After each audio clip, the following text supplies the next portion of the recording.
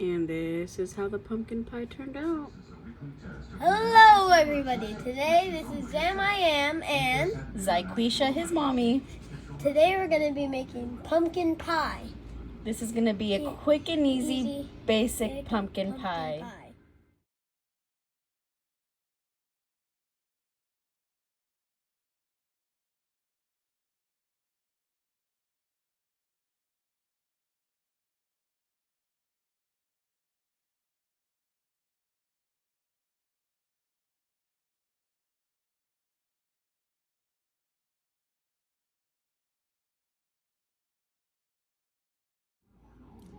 So let's start off by putting one whole can of 100% pure pumpkin puree in the mixing bowl. Now add one whole can of condensed milk. Sweetened condensed milk. Now add one big dollop of cream cheese. Now we are going to add 2 tablespoons of vanilla.